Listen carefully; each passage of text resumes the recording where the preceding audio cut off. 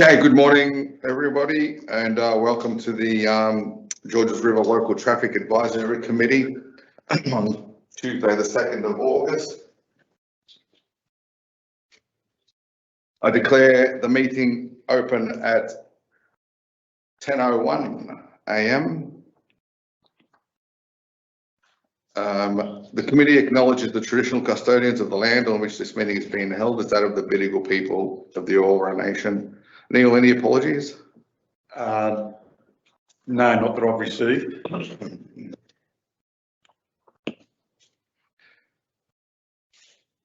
I advise that staff and public that the meeting is recorded for minute taking purposes. The order of the business is shown in the agenda, which has been made available. Council's Code of Meeting Practice prohibits electronic recording of meetings without the express permission of council. Phones must be turned to silent during the meeting. Any disclosures of interest? No disclosure of interest. No. Registered speakers, I don't think there is any. Anybody? Neil. No. No registered speakers. Could I get someone to move the and confirm the minutes of the previous meeting? Jesse. Jesse, yep. Seconder? I wasn't here. Who's on screen there? I can't see. Police, is the police there? No, I can't see them there. Matthew's on. Matthew's on. Matthew? Yeah, good morning. I'm here. I'm not sure if I was at the July one or the June one. Thank you. July, yeah. Yep, I'll say again. Okay. So at this stage of the meeting, being 10:02 a.m., I hereby advise that the meeting will move into closed session to allow consideration of the matters on the agenda. Accordingly, members of the press and public are excluded from the closed session. I ask the asset engineer and traffic transport if any representation has been received from the public that the item should not be discussed in closed session. I have not received any representation. Okay, we don't have anybody here. And the live stream will resume following the closed confidential session of the meeting. Could I get a mover, please, to go into closed? I'm sorry, I didn't hear that. Who's I? Sorry. Second. I'm sorry, who was the mover? Brian Langton. Oh, yeah, sorry, Brian, thank you. And I'll second Jesse Martin. Thank you, Jesse.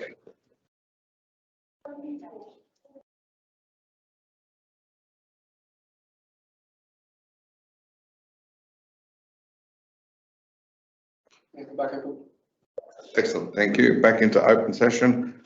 And I get a mover and seconder to adopt the recommendations of the closed session, please. Jesse. Jesse. Yeah, second that. Brian, thank you very much. Any more items, anybody? General business. I have three general business topics. Yep. So council has received concerns from our compliance team with regards to train station closures and the use of buses during the weekend closures. So I think for Penhurst Station, when they had their station closure over the weekend, the bus services closed the entire section of Austral Street for the bus services. Council received a number of complaints from residents that the entire stretch has been removed for buses to park. Council has received no notifications. The signage along the street has also been covered, and they are not removed at the end of the weekend. And there are also concerns with the way that they're replacing the signs. They're causing damage to the existing signs, and we have to go back and replace them each time.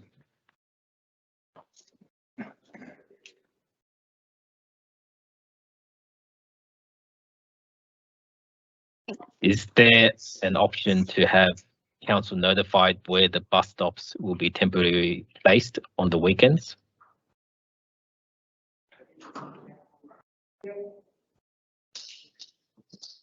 Yeah, morning all, it's Hamish from Punchbowl Bus. Henry, I can send you the contacts for Sydney Trains. It's not the bus company that's closing those or creating those additional stops, it's Sydney Trains. Yep. So I'm happy to provide you with a contact and get in contact with them, and I don't think there'll be any issues. Perfect, thank you. All right.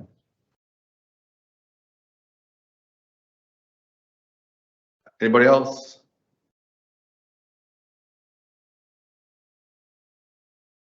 I've got one for Henry. Yep.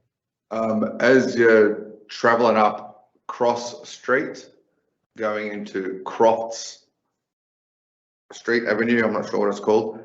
The new Coombs building. There, I've noticed a number of cars, utes, and trucks turning left into the one way and then right into the driveway of the Coombs building. Could we get some signage up there, please, saying that you cannot turn left into the one-way street, the wrong way? So just across street, this section here? Yep, Recently. spin around towards Westfield. Yep. Yep, so there, they are turning left down there across the pedestrian crossing. Yep. And then into the driveway of that Coombs building. Okay, no So they're problem. I'll turning get that left. checked. They're turning left over that speed hump sort of thing across the crossing and then right into the Coombs building. Trucks, utes, and I've seen motorcycles.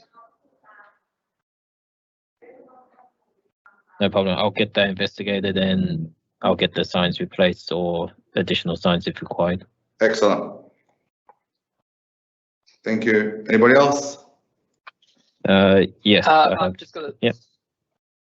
Sorry, you go on, Henry. No, yeah, go ahead, Jesse. So we've had a letter back from the acting GM to one of our constituents regarding mobility parking spaces around Mortdale. And apparently council officers were investigating a possibility of increasing the levels of mobility parking spaces. Just wondering if anyone knows when that might be coming to traffic committee. I am still investigating, Jesse. Okay.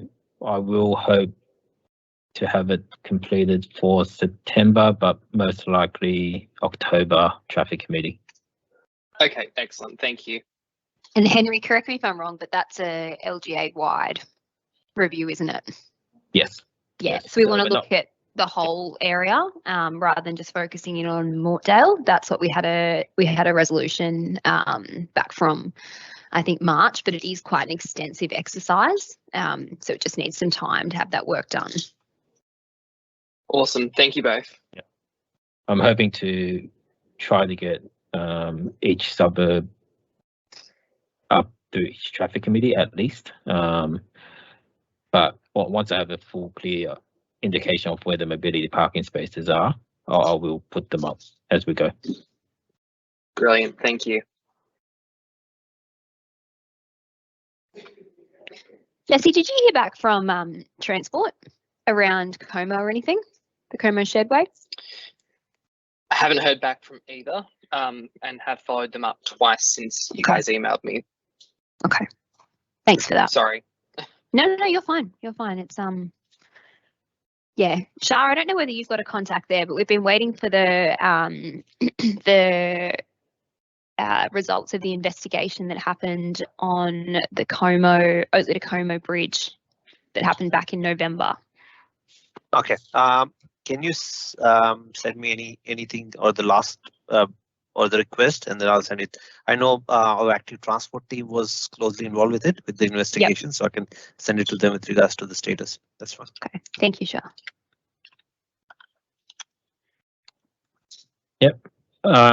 Council has received a request from Bayside Council to have a look at Mashman Avenue.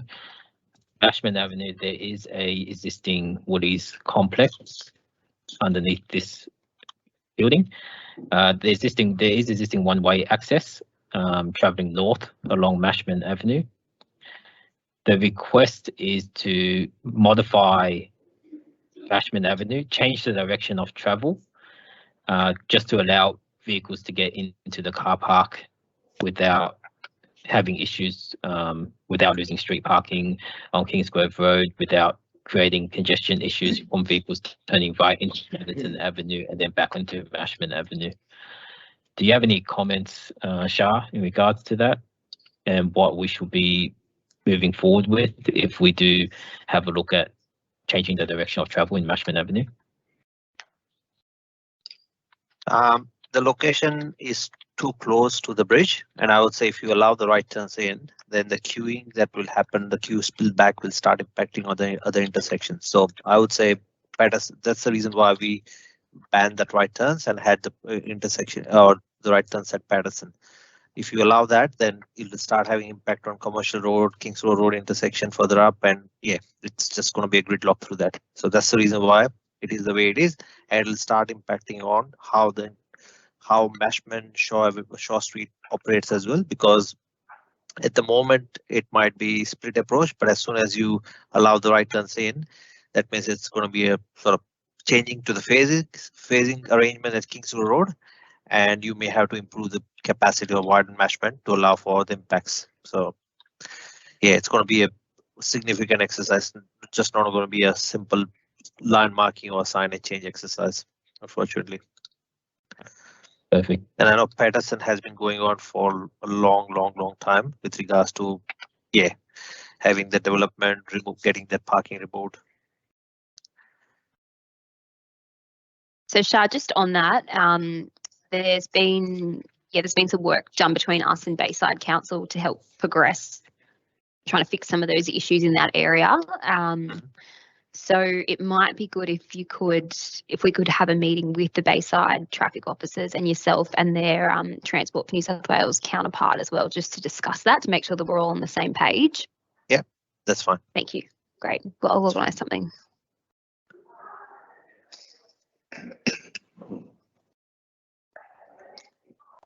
So in summary, we are not going to lose a lane on southbound Kingsville Road so close to the other intersection. And that's the reason why it's one way coming out. So, and yeah, so they can change the movement in Mashman, but it's still going to be no right turn from Kingsville Road into Mashman, which defeats the purpose. Okay.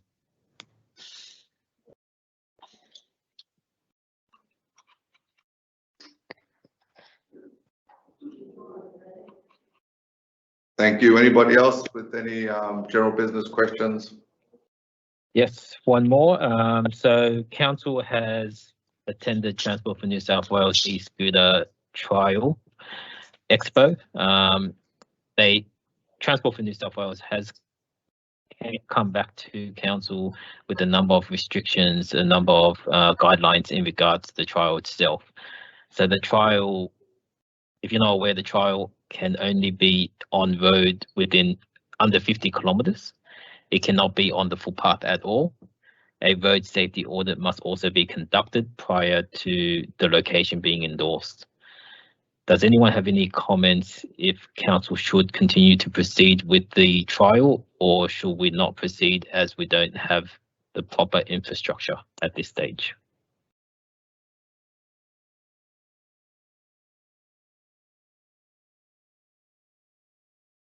Are there any other options for proceeding with the trial? We can continue to proceed with the trial. We will have to speak with the e-scooter companies in regards to conducting road safety audits of the entire location that will be considered. The scooters will only be allowed on road, so we can only look at areas under 50 kilometres. the e-scooters can only travel at a maximum of 20 kilometers per hour as well on road. So at this stage, we are looking at Kogarah and Mortdale as the two locations.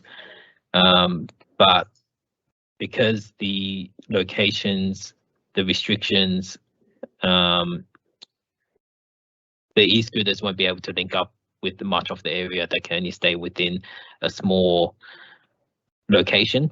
So we don't know if the trial will be beneficial in determining how far or where the best routes are for active transport. Yeah, people can't really get anywhere on them because our under 50k areas are so contained. You can't, we don't really see it as like a viable transport option to move people around the LGA. That's the complexity of the restrictions that they put on the trial. It's a shame because I think the e-scooters are going to be something of significance in the future. And if we were able to get in on a trial, that would have been great, but looks like we're really restricted. Is that right? We may be able to get in Kogarah as our only location. Mortdale seems a bit too small. It won't be able to get anywhere except the town centre, which would defeat the purpose of the trial. But in Kogarah, it's a larger location. The roads are 50 in most locations around the hospital, the TAFE and the train station. So it may work in Kogarah, but it will come down to a traffic study or road safety audit to be conducted first. Not sure about anybody else on the committee, but I'd still be pretty keen to have a look at that. Yep. Any other comments? So we can keep progressing. In the Kogarah area. So comments from anybody else, please?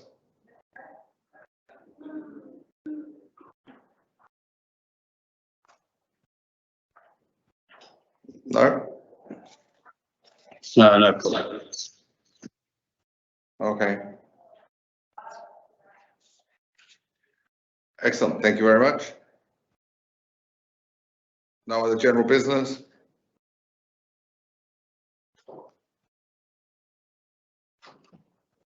I'll call the meeting closed at 10:38. Thank you all for your attendance. Thanks, everyone. Thank you. Bye, everybody. Thanks, everyone. Thank you. Bye. Thank you. Thank you. Bye.